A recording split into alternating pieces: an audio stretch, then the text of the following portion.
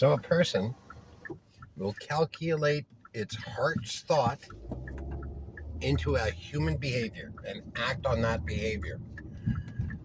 A calculated thought cognitively probably won't make a person act because a belief isn't formed then, because that's what the algorithm is. Spiritual daughter, spiritual son. Emotional truth in the heart of self. Realizing and understanding the new human experience, the emotional experience with someone else. And then the belief from that is immediately birthed. You see, the cognitive son, the cognitive belief to God and self, that is a son of the emotional truth of self, the daughter.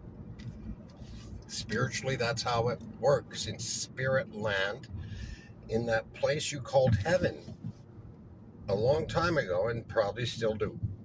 And probably already decided that you wanted to end up there when your living computer dies, your living body, containing that spirit, you see?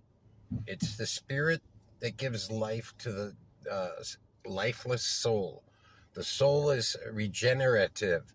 It regenerates experience, okay? That's all it can do. Without the spirit and thought process and heart's thought process, the two, I don't know what the difference is, except for one's cognitive, one's emotional. The emotional belief is birth, and then we act. We calculate, immediate, formulate thought to make sure that emotional belief is brought out into the now. Whether that be a goal made and succeeded on in the positive light or negatively when we go into self-protection. Because it's the same goal making, except it's to do the opposite and have the reverse effect of spiritual life. Emotional life is spiritual life. Emotional death is spiritual death. Spiritual death comes in early childhood, in core belief making about self, in that, what I just told you, the algorithm. First, the emotional belief, the emotional knowing is birthed inside you. You feel it because your uniqueness attaches to the emotional, because it's meant for you, you see, to react to in that moment.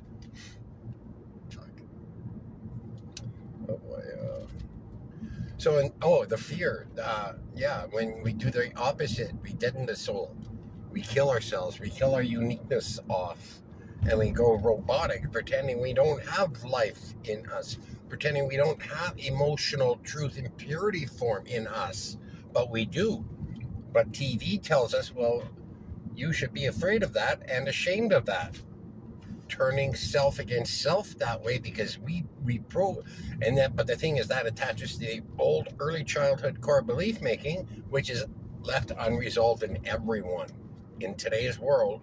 Unresolved separation causing duality in fucking everyone except for children, who has not yet formed the belief that they're completely on their fucking own. That's what we do. At about 6 years old, we say to ourselves, oh my God, I'm completely alone. Oh, thank you very much. Thank you.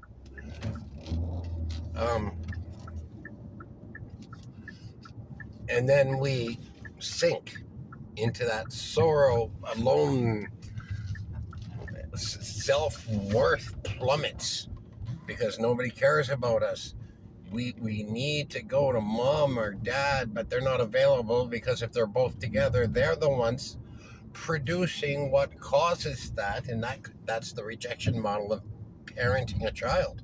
The acknowledgement model of parenting a child takes a knowledgeable person, an educated person, in the most basic of educations. As children learn this, I teach them all the time.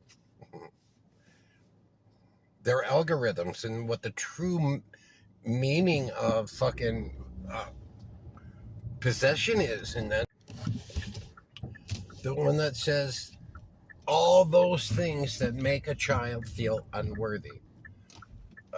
It goes like this specifically, but it's usually felt and not thought cognitively. You understand? they reject me. After feeling rejected for 5 years, they reject me.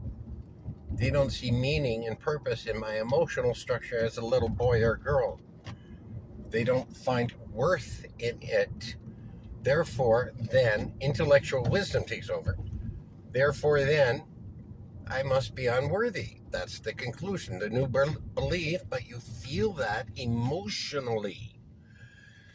And that's when the child plummets and causes the duality. So now, guess who's savior to the emotional structure of the kid, of the child, each of us when we're kids, bringing that belief system into adulthood.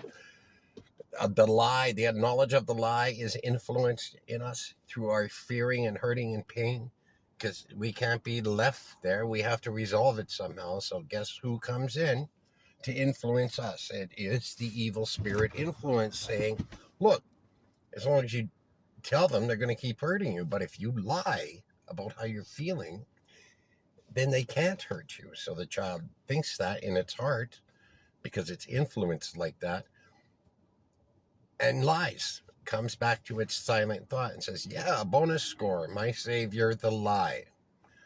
No longer the savior of the truth, but savior the lie. And that's how the dualities form in the rejection model of being parented. Later, bitches.